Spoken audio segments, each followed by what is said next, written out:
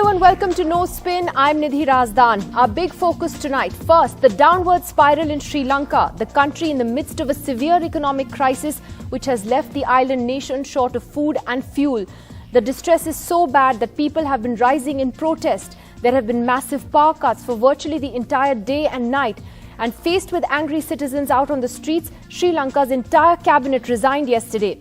People have in fact come out and protested despite the imposition of emergency and the imposition of curfew. While all ministers resigned, President Gotabaya Rajapaksa and Prime Minister Mahinda Rajapaksa remain in office. The protesters are demanding the president's resignation. He has today invited all parties in parliament to accept ministerial positions and find a solution by working with him. We'll be talking about Sri Lanka's economic crisis in just a bit. Also, can Imran Khan survive Pakistan's power play? That comes on a day when Pakistan's Supreme Court began hearing whether the dissolution of Pakistan's parliament and his move to call early elections and not face a no-confidence motion was illegal or whether it was the right thing to do. In fact, as we speak, Imran Khan is planning to hold another show of strength in Islamabad. He's planning to hold a protest with his party's supporters tonight. It comes on a day when he once again took to the television sets to attack the opposition, accusing them of trying to save themselves from corruption cases, etc. But the big focus is on Pakistan's Supreme Court and what it will do. The court began hearing the matter today and it will continue and probably give a decision tomorrow. Pakistan's Chief Justice has said that there will be some kind of reasonable order that will come forward. In the meantime, Imran Khan has appointed a caretaker Prime Minister. He has nominated a caretaker Prime Minister who's a former Chief Justice of Pakistan. And what legal experts are saying is two things. One, that if Pakistan's Supreme Court says that what the Speaker did on Sunday was illegal, that is, in rejecting the no-confidence motion, then there will be another no-confidence motion. It will happen. The Parliament will be reconvened.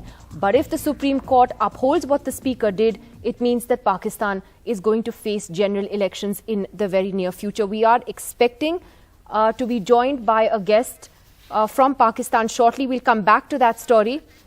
But let's go across first to our story on Sri Lanka, because this is a crisis in India's neighborhood. You have the political meltdown that's playing out in Pakistan and the economic meltdown that has had severe repercussions in Sri Lanka. Joining us first tonight is Member of Parliament Harsha De Silva. Thank you very much for joining us. Mr. N. Ram, the director of the Hindu Publishing Group, is with us here.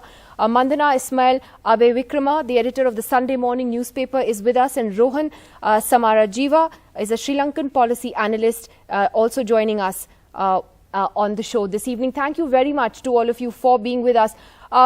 Harsha De Silva, to you first. Is it enough for President Rajapaksa to be saying that, all parties need to work together in tackling this crisis, or is it that the leadership needs to go and take responsibility?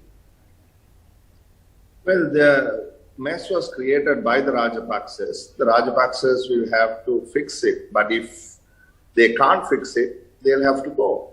And what people are now saying is they can't fix it, so they better go. The rally cry is go home, Gota. So there is no way in which I think that they can bring back the confidence that is necessary for them to fix the problem. So I don't see any way out for the Rajapaksas but to resign and let somebody else fix the problem. Right, but if you could explain to us, how did Sri Lanka reach this pass? Would you ever have imagined a situation where the country is struggling for just basics like food and fuel? To be honest with you, it's quite embarrassing for us because we're a upper middle income country and now we are begging for food from various people. So no, we never expected this. But the policy errors that they made since they took office in 2019 November kind of indicated to us that we may end up in a situation like this, and it has now happened. So it is a man-made crisis, particularly due to policy errors of the Rajapaksas. One, cutting taxes and then printing money to fill the gap. And two, banning all imported fertilizer. That has created a huge problem in the agriculture sector, with harvests falling anywhere between 40 to 60%. So yeah, we didn't expect it, but we are facing that reality right now.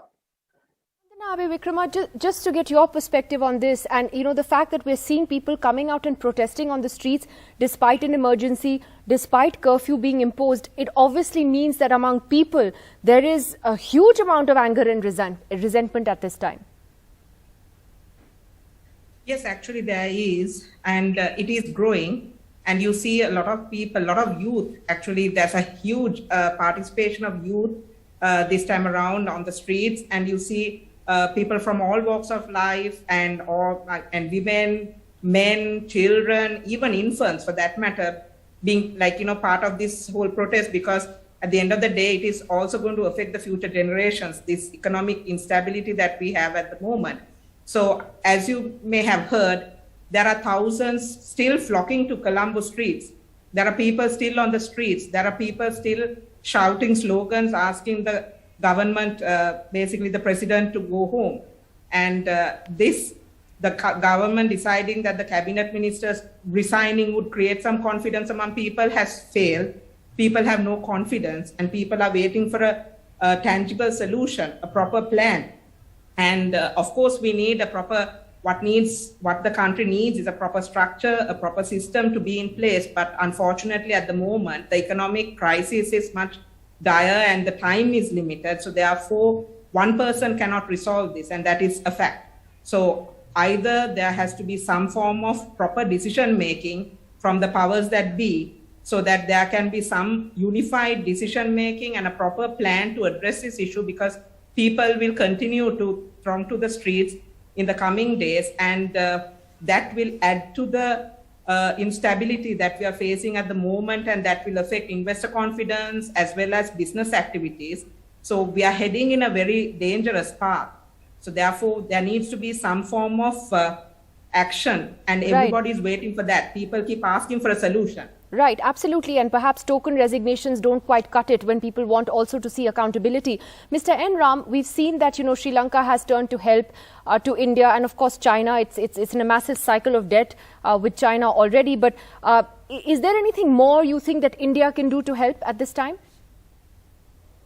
Yes, I think it's distressing, Nidhi, to see Sri Lanka, which had very high social indicators, as was mentioned by Mr. De Silva, go through this crisis. I think part of it is structural reasons, the pandemic and so on, but it was entirely avoidable by this crisis. And I think for that, those at the top, in particular President Gotabaya, Rajapaksa, I think they are accountable, and they have to go, I think. Without that, there'll be no solution. At the moment, it looks spontaneous, the upsurge around the country. But at some point, organized political forces, in particular opposition forces, will need to get in and win their confidence. Otherwise, spontaneous movements tend to sort of decline and then fade away. They are important. They provided tremendous momentum to this protest. But for sustainability, I think it has to be organized. But as was mentioned earlier, I don't see any alternative to the people, President Gotabaya resigning, as well as Prime Minister Mahinda Rajapaksa. They have to go, but then who's going to come in? That's the big question. This is a great time to be in the opposition, and to be in government is an unenviable task, because these problems will remain to be addressed. Now on India, I think India has done quite a bit. I think so far, its assistance is, amounts to, aggregates to something like $2.4 billion. China has given a little more. By the way, this debt, the Chinese proportion is only about less than 10% of the total debt. It's not just China. That's been massively exaggerated in Indian political discourse. Market borrowings account for a much greater share of this present mess. Not to be forgotten is the IMF's negative contribution. I suppose there are no alternative to going to that, given the crisis.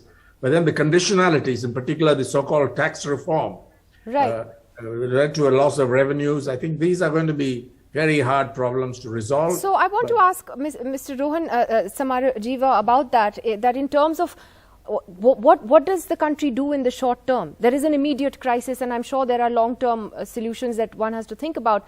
But what does Sri Lanka do right now in the next few The weeks? immediate crisis that is facing us is that we have a $1 billion international sovereign bond coming due on the 25th of July, which means that we really need to get started on negotiating, on getting a handle on how to handle the debt obligations and how to make sure that our people have the basic necessities of fuel, electricity, and gas.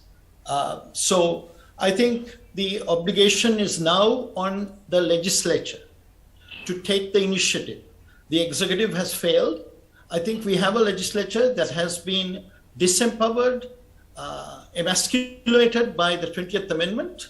And the people that I'm working with are working very hard to get the strengthening of the existing legislature up high on the agenda, because we cannot afford to have an election at this point when we need to be negotiating debt with the ISB holders and with the IMF.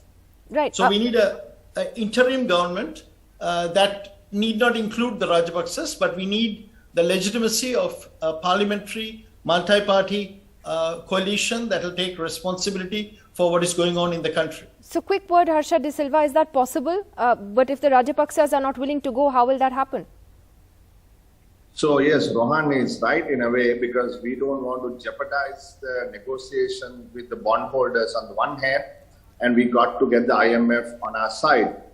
Now, whether that can happen with the Rajapaksa still being the president is the question, like Mr. Ram just mentioned. Our view is that there is no room for any of the Rajapaksas to be in office, whether it be the president or the prime minister or anywhere else in government. So we are in a bit of a conundrum. Quandary, yeah. But tomorrow we meet in Parliament and hopefully we'll move towards some sort of solution that is acceptable to all. Well, I wish you all the best in that. I think it's very heartbreaking to see some of the images that have come out of Sri Lanka in the last few weeks, and one only hopes that there can be some resolution to this sooner rather than later. Thank you very much to all of you for joining us. I'm moving from the crisis in Sri Lanka to the other neighbor, Pakistan, which, as we said right at the beginning, is facing a political meltdown at the moment. Joining us on the line now is Mr. Fawad Chaudhry, the former INB Minister of Pakistan, a very close aide of Mr. Imran Khan. Mr. Chaudhry, can I first ask you, why did Imran Khan run away from the pitch with all the wickets in his hand? Well, it's otherwise. We have actually taken the wickets in the ground. In every democracy, the ultimate arbiter are the people of that country. And we have, we're giving a chance to democracy, we're giving a chance to the people of Pakistan to elect a new government and take the decision. But why not face the confidence motion then, if you're so confident about your numbers? But Nidhi, you have been following Pakistan politics for a very long time. And you know that the way this no confidence move was moved, and the way, people was bought and sold in this whole crisis, 22 members of our party were literally bought by paying billions of rupees. 3 women received about 200 million rupees each. How can you, is this a democratic process? So there was no other way but to take the decision back to the people of Pakistan. But isn't it blatantly illegal, Mr. Chaudhry? I am reading Article 58 of your constitution, which talks about the dissolution of the National Assembly, and it clearly says you cannot dissolve the National Assembly if there is a no confidence motion that has been tabled in the Assembly. So how did the Speaker then allow this to happen? Isn't this blatantly in violation of your own constitution? No. But at the moment when the assembly was dissolved, there was no confidence motion was pending, because the Speaker, who is the ultimate arbiter of the constitutionality of the motion, decided that the motion is illegal and unconstitutional. So he threw the motion out, and the Prime Minister was in his right to advise the Prime Minister for the new elections. But can I ask you, Mr. Chaudhry, that isn't it in Pakistan's interest to see stability rather than the chaos that Imran Khan seems to be determined to take it down? Why doesn't he go gracefully? Why do it this way? I'm actually very perplexed on your question, because this is what more stability is that we are going for elections in the democratic countries? Whenever there's a political crisis, you go for elections, and we are heading towards election within 90 days. I mean, this is absolutely normal. But again, I said you blatantly violated the rules. But anyway, you're now fighting that in the Supreme Court of Pakistan. But is there no chance that you would just go and face the parliament and face the vote? If you have nothing to hide, then do that. If you have the numbers with you, then do that. But there's no parliament anymore. So it's only the people of Pakistan who has to And what will you do if what will you do if the court rules against you? Well, I don't think so. Court will rule against that. No, but it can. Well, obviously, Supreme Court can do everything, but all over the world, courts never undo the rulings of Speaker. They never interfere in the proceedings of the Parliament. But if they do, will the Tehreek-e-Insaf accept the Pakistan Supreme Court's ruling, whatever it is? Obviously, everyone obeys the order of the court. We are a democratic political party. We are bound by the law and the constitution. But we believe that the political questions are not to be decided by the courts, but by the political process. And the best political process in any crisis is that you go back to people of our people and ask for elections. And you see, here you should ask the opposition why they are running away from elections. In which political framework political parties would avoid elections? Why the opposition is now running away from elections? This is the question. All right, Fawad Chaudhry, thank you very much for that perspective today from Imran Khan and your party's point of view. Let's see what happens in the Supreme Court tomorrow. Thanks very much. Well, it has been 40 days now since Russia's invasion of Ukraine, and over the last few days, horrifying images have emerged of just what this war is costing civilian lives. Pictures of hundreds of dead bodies on the streets that have emerged, with President Zelensky calling it a genocide. Certainly, some Western countries already saying that this amounts to war crimes. The brutality of this war now clearly playing out as it completes 40 days. Joining us now on NDTV is Germany's ambassador to India, Mr. Walter J. Lindner, for more on what the West can do and indeed the situation that India finds itself in, with Western allies on one hand and its own position on Russia on the other. Ambassador Lindner, thank you very much for speaking to us. How do you see these very graphic and horrifying images that have come out of Ukraine over the last couple of days? Would Germany say that this would constitute a war crime? Well, Niti, thank you for having me in the program. It's really, if you see what the images you see from Bucha, it's almost unbearable. It's very painful, and of course, if this is what's the truth, then this is a war crime, because there are civilians, children even among them. So these atrocities are just not bearable. Now, I see that the Russian side is saying this is not true. These are actors who pretend to be dead, and you know.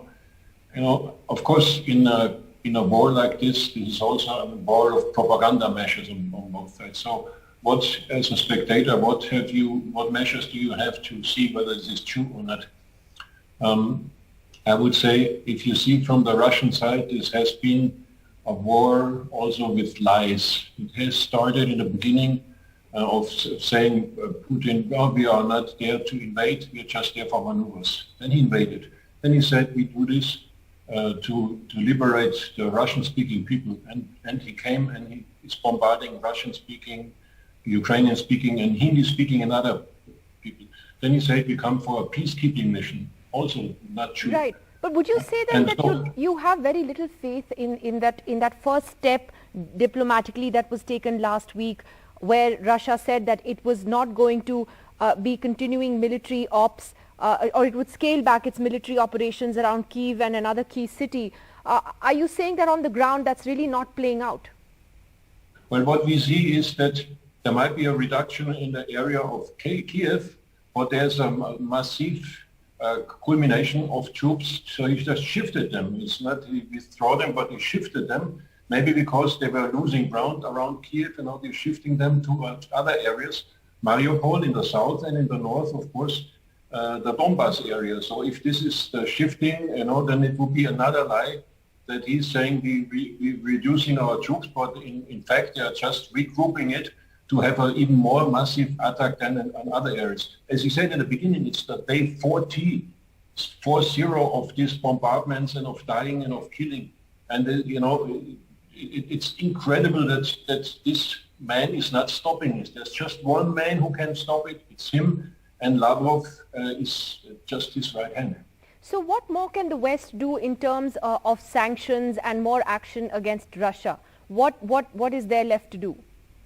I mean, we have seen the atrocities in these videos, and there were several, many of same images in Bucha. So this, of course, calls out for even more sanctions. So we in Germany have the 5th package of sanctions, and with all probability, I'm saying again, it's a presumed massacre committed by Russian soldiers, presumed because we have to see an investigation, but all probability, everything, international institutions, journalists who are there, even German journalists and other international journalists witness the same thing. So they say this is the source for this are Russian soldiers running amok. So this has to have consequences, and it just shows the brutality of this war. Whatever one can say, for reasons he came there, this brutality and the length of it is just unheard of. In the year 2022, where we thought we can solve things through negotiations and through talks, comes a president who attacks brutally his neighbor. So this is in the 40th days. It doesn't make it one day better. Absolutely. Could I ask you though, again, when it comes to sanctions and energy in particular, now let's face it, yes, the West has come together and imposed unprecedented sanctions on Russia, but the fact is that where it would really hurt Russia would be oil and gas. And Germany, for example, is very dependent on oil and gas from Russia and has said that it would gradually phase this out. It can't be done in one fell swoop. Tell me about that and the fact that, there are some countries that seem to be preaching to countries like India, which is also buying Russian oil, about whether this actually amounts to supporting a murderous regime. How would you see it? Yeah, I mean, whoever talks from my side, from the German side to the Indian side, we're never preaching, we're not preaching, not teaching. So we're just transmitting our point of view. And this is true. There's no denying that we are depending, many countries in Europe depended in the last 10 years too much of Russian oil, gas, and coal. Maybe because we just didn't think that Putin would one day attack brutally a neighbor and disrespects all the international treaties and the bilateral treaties and the UN Charter. Maybe there were misjudgments, and we shouldn't have gone in such a dependency. Now, since the war broke out 40 days ago, we have already said we are reducing massively our dependence there. And so in the oil sector, we came down from 30% to almost 15%. In the coal, we will be, by the end of the summer, we will have zero coal from the Russians. And the oil will be, by the end of the year, zero. So gas takes a little bit longer, but the point is you can't do this just overnight if you don't want to have a breakdown of a society or of economic So then system. how do you see India stepping up? You're scaling back on purchases of Russian oil, but India is doing the opposite. It's scaling up its purchases. So how does Germany see that? We have said to the Indian side, of course, we would have loved to see you in our camp when there was the voting processes, but as we said, we are not preaching, not teaching, so every country has its own neighborhood and its own past and its own tradition and its own dependencies. So there's no preaching there. We just wanted to see that this war stops, and our belief is with the sanctions, it's the best way to stop this war. If there are other means that politicians talk to Putin, talk sense into him, do it, but he will not listen, I guess. So when we have the sanctions and we think this is the best way to put sense into him and to make him stop the war, then of course the efficiency is best if many countries at least don't counteract or at least don't backfill these sanctions. And this is our point of view, which we transmitted, not only us, but many other Western countries to the Indian side. And as I said, we reducing, and we all know that the Indian imports of Russian oil and coal is very, very small and not very big. And we try to get down to zero as soon as possible. Right. Finally, Ambassador, do you think India could be a mediator in this? I mean, obviously, we do still have a very good relationship with Russia. The Russian foreign minister was here and was the only foreign dignitary in recent weeks who actually got to meet Prime Minister Modi. The Ukrainian foreign minister told NDTV, if India can help, that's great. Do you think that India can and should? Well, yeah, they were already mentioning of Turkey, of some Arab countries, even the Pope, so if it's India, the more the better. But, the point is, there's one person who can change this, and sanctions are not a problem, and mediation is not a problem. The problem is Mr. Putin. If he is not willing to stop the war, if he's not willing to sincerely do these negotiations, then no mediator can help much. So whoever could be a mediator should be welcome, yes, but then they have really to have means to make put some pressure on Putin, because Putin is the one. It's not the Ukrainians you have to talk to. It's Putin. He attacked his neighboring country. So whoever can talk sense into this Russian president, I think, is welcome. Right. Well, thank you, Ambassador Lindner, for your upfront words. As always, thank you for joining us on NDTV today. Thank you for having me.